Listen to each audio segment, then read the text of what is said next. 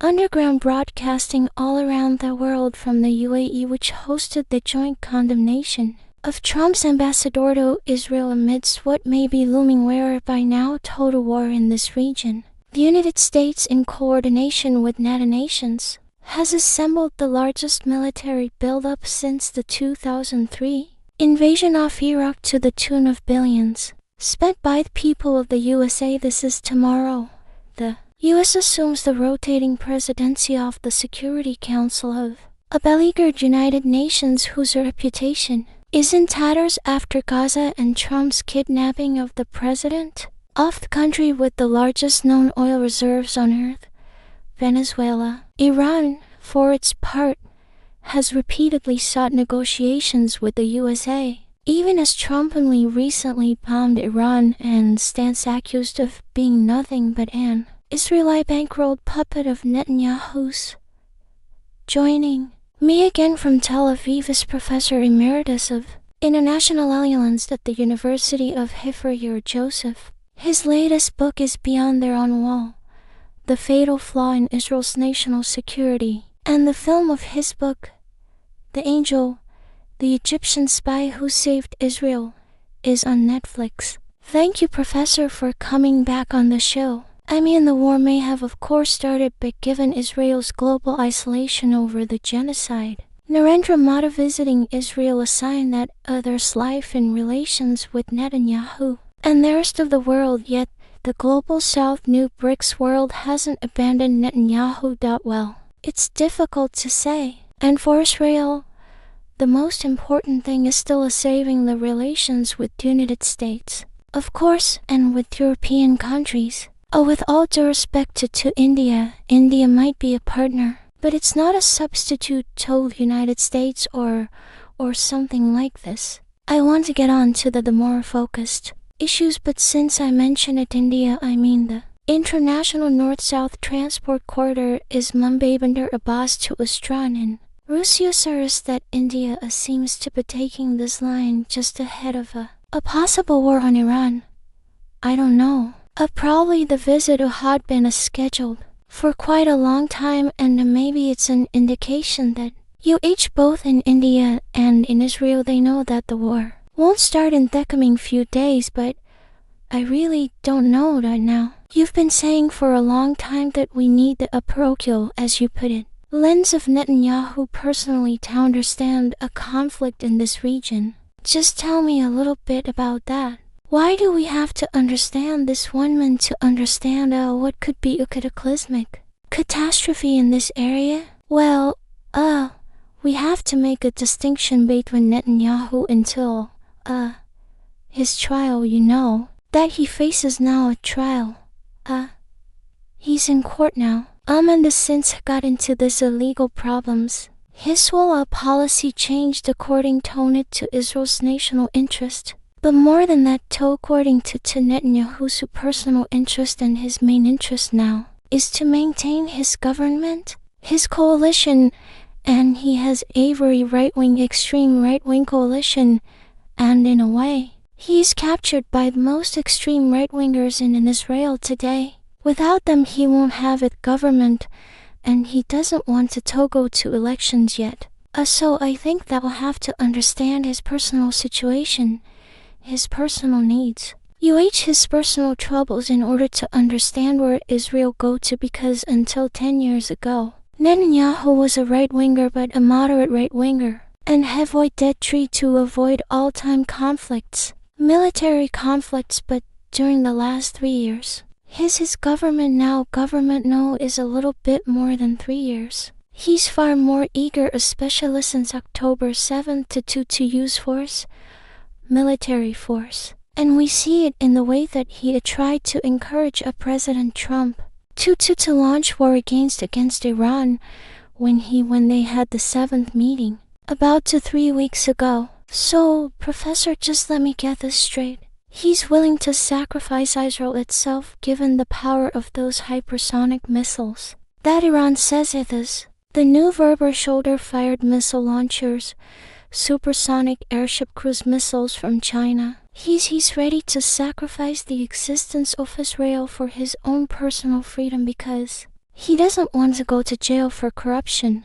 I want first of all we have to make a distinction between what he has in his mind and what we see from outside. I believe that in his mind and Netanyahu's mind he perceives himself as the savior of Israel, as the one who will be able to get rid of the most extreme threat to Israel, which is Iran, or that present regime in Iran. So he makes his own justifications. Maybe he understands, or he takes into consideration that it is also because of his personal needs. But as you know very well, every leader has his own justifications for whatever policy he pursues. I don't think that we speak about an existential threat to Israel with all these Iranian missiles and arms. I think that Israel might be damaged. We don't know how much, but it won't be that it's not the fate of Israel after all. It might be a very unpleasant war, but not the end of Israel or the fate of Israel.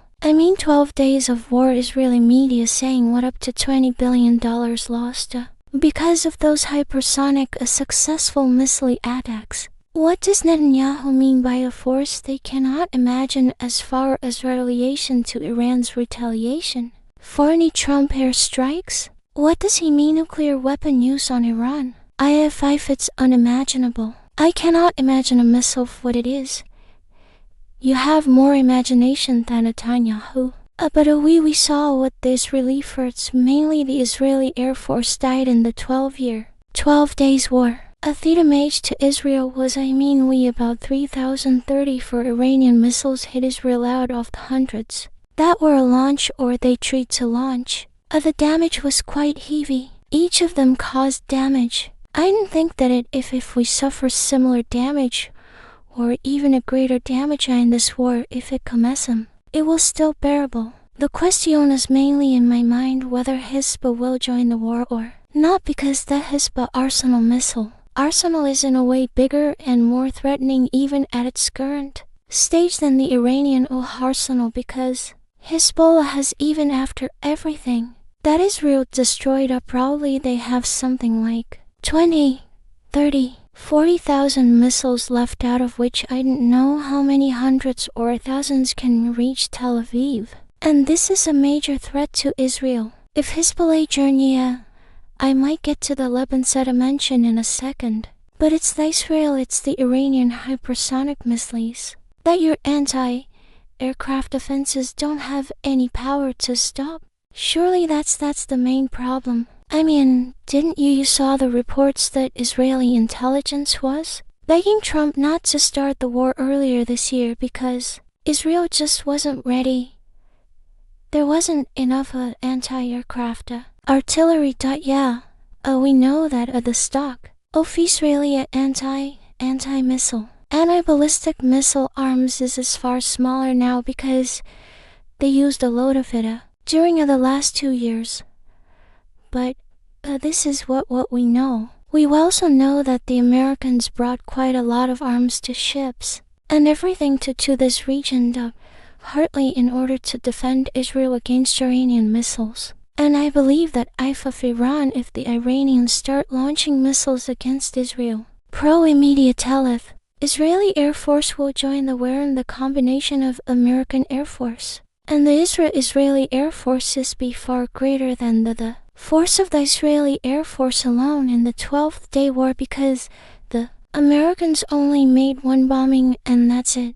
This year we have two very large air forces, and I believe that they'll be able to limit and destroy quite a lot of launchers and missiles on the Iranian side before they reach Israel. So there is a threat.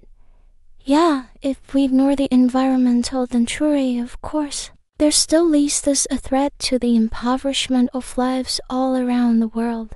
Because of the economic impact of the closure of the Strait of Ari Benisher was on this show. He was the source for Sayhersh's the Samson option related to the use of nuclear weapons by Israel. I don't know whether you caught it.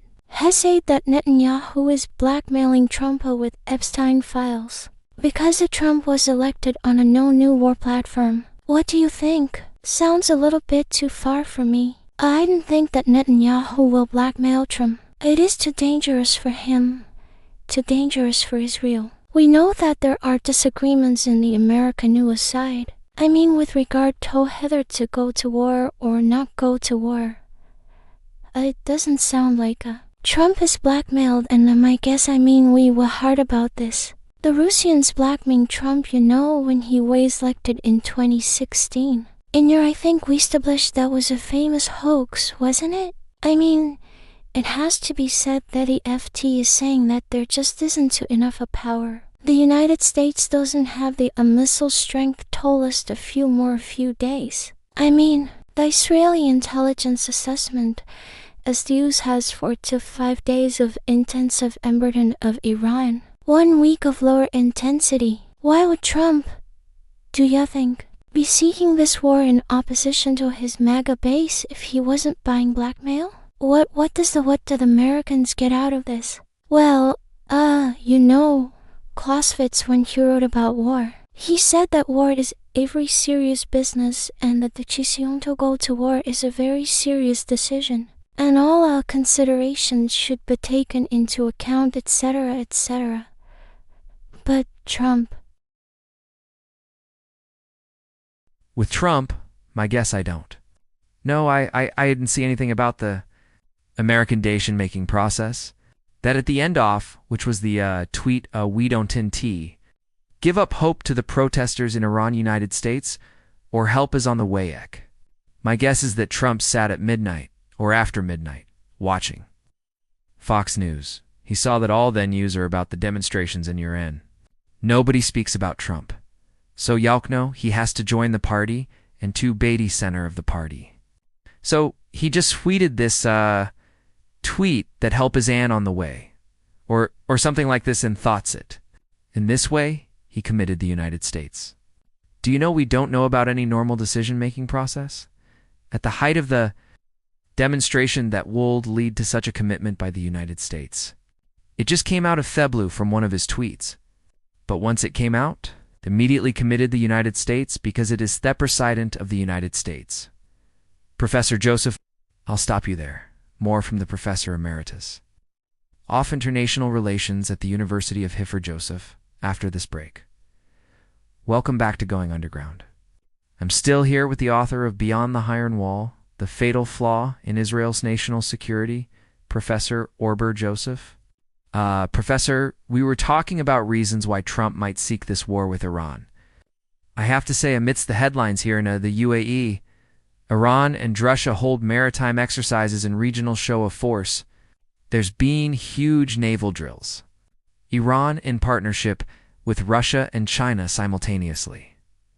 The United Arab Emirates, an MERAB nation, has slammed the U.S. in voice statements.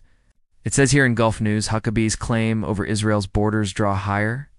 I think many people believe that Israel's reputation around the world is at an all-time low. Obviously, after Gaza, new estimates skimming every day of the numbers off civilians slaughtered. What was your reaction to Mike Huckabee explaining his Greater Israel project based on theology and perfect storm Christian Zionism with Netanyahu with Miriam Ad? Well, I must say that we had some very good, very fine ambassadors, American ambassadors in Israel. And I'm afraid that Huckabee won't be among them. His interview is messianic. There is no other word to describe it. I didn't think that even Netanyahu wanted him to give such an interview because it causes Israel troubles in the Republican ear party in the United States. But this is what happens when you take a messianic person and put him as an ambassador in Israel, and it describes his ideas. Yeah, the interview, of course, with Tucker Carlson. You've said a previous slight that Netanyahu and the right-wing coalition have not been interested in destroying Hamas previously. Hood Barak has been on this program. Hugh looked out. Perhaps what you've been saying about the relationship between Hamas and the right wing of Israel would suggest why he might want to doth it. Barak, more known now for his friendship with Jeffrey Epstein. Why is it that Netanyahu is not destroying Hamas? Well, Netanyahu is not ready to go to apolitical process with the Palestinian Authority. And in order to justify his approach to the political solutions that everyone supports except the extremist on the Arab, or the Muslim side and the extremists. on the Israeli or Jewish side and on the Christian side as well. In order to avoid this dissolution, he herein, order to justify it, his stand, says, we have no one to speak with on in the West Bank we have. The Palestinian Authority in Gaza, we haveth. Hamas, there is no one voice with whom we can negotiate. As long as there is no one voice that is the Palestinian Authority, we cannot enter into negotiations in order to maintain. It's a situation where he cannot go in. He has to maintain the poor of Hamas in Gaza. Otherwise, it will be the Palestinian Authority in Gaza. And if there is a Palestinian Authority in Gaza and the West Bank, there is no obstacle to negotiations. I don't think we can see American money agent. It's being funneled to Hamas. We'll have to wait and see. I was speaking with Barack. You and I didn't know whether you've seen these Epstein files. You're a historian off intelligence, after all, of Israel. Were you surprised that Turs Larsen and Mona Jewel, as Norwegians that were part of the Oslo Peace Accords? They arraigned the Epstein files. Jeffrey Epstein left millions of dollars to the children off those Oslo Accord birth parents at the time. What to make of this? I must say that I don't follow too closely the Epsteinia affair. I don't know whom he hosted in his home and on his island and whom he gave money, etc., etc. I cannot enter into this subject. I don't have any opinion about it. It is sato see that a people who we are, we wear respect you've written. About these people haven't yow about the Navigiancia. Just in passing, I don't remember so, but if you say, maybe I don't know. I don't think that I wrote about them, and I don't recall. The Nomacia, of course, it's very difficult for anyone, even historians, to understand this huge dump of 3 million documents, of pages of videos and so on, quite apart from the sexual abuse going on to Iran itself. And its response to what's been going on, though. Largest arma since 2003 from the United States. Why do you think Iran continues desperate, or are they signs of desperation to talk or to desire to talk with the United States when a Trump has clearly made his views known? He's bankrolled by Miriam, add their closets. Marco Rubio, closely associated with Israel. His son-in-law used to give up his bed for Benjamin Netanyahu. Is it a sign of desperation for all the talk from Iran thought it continues to desire talks with the United States? Well, I'll put it this way. Yaukno, that war is the realm often certaintied. Revolutionary situations in Iran is one way or another is in a revolutionation. There might be a counter-revolution. In Iran uprising, you take the combination of the uncertainty of war and the uncertainty of revolution, and we don't know what are Rethi calculations the reasoning behind Duran's stand, but my guess is that the Iranian stake. Quite seriously, Trump's threats. They see that the power that ease, I think, into the region, that preparations, I think that they take into consideration not only the cost of war bat, also the combination of the cost off war with the domestic uprising. And this is probably the most serious challenge that they faced either from 79 from Fermev, when came to power, or at least from since. Though the war with Iraq that ended in 1988. And it is a very difficult situation for them. I'm sure that they don't, there's no one voice in Iran, and now we have EDOC. How far they are ready to go. Uhin, order 2, to avoid the war. For the time being, they play it hard, but we'll have to wait and see. The cost for them might be the total cost, Yaukno. They might lose the Iranian regime might lose their power, which is really a big issue. The public talk about Trump being presented with assassination PLS for calm. But for all what you've aside about Netanyahu, seeking to stay out of prison, and we're all discussing these huge geopolitical themes because of that parochial matter. It is true that apart from the failure to defeat Ansar Allah in Yemen, Netanyahu has defeated Eza, hasn't he? Islamic Jihad, the PFLP Syria, it's one after another, hasn't it? One success after another. Not Syria. But I think that the most important success in the war that waved since October 7, this against Hezbollah, because Hezbollah was the most important threat to Israel with its Hugga missile arsenal. And Israel succeeded in destroying 60, 70, 75% of this arsenal without any damage or without any major damage to Israel, which was somehow ingunthable the war. So in a way, yes, Netanyahu. It's not Netanyahu, it is the Israeli army. The intelligence, the Israeli efforts, the Mossad, the beers. All these rather sophisticated operations that crippled Hezbollah very gravely without Israel paying a major cost. Just in the final minutes, though, Professor. Sorry to interrupt, we're just running out of time. But has to cost, though, been the number of Israeli Jews leaving Israel. Mass immigration as Israel is seen as a genocidal entity. Is that the problem? I mean, and I don't know whether asymmetric terror attacks will on the streets of London, Paris and Berlin in any war with Iran. Because a of course, arm Israel. Is that noth cost? If the cost it is it is a cost. Most Israelish who left, I don't know if they left for good. My impression is that they didn't leave for good and they will return. And for example, in the coming elections, there will be a change in power.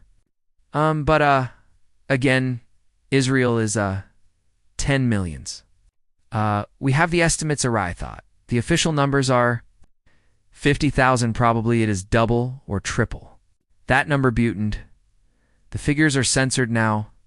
The figures are censored now by the government. Yeah, okay. But it is a problem. It is a major problem. Many of the Israelis whole-lift. They continue to work in Israel online, and we'll have to wait and see with upons. The problems of Israel are very difficult, very grave. This is on off them. Domestic problems.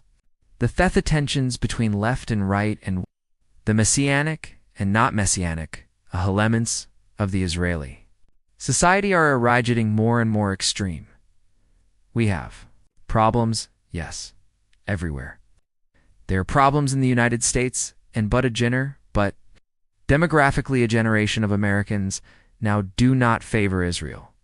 So support from the United States will be ending presumably in a generation. Israel cannot survive there.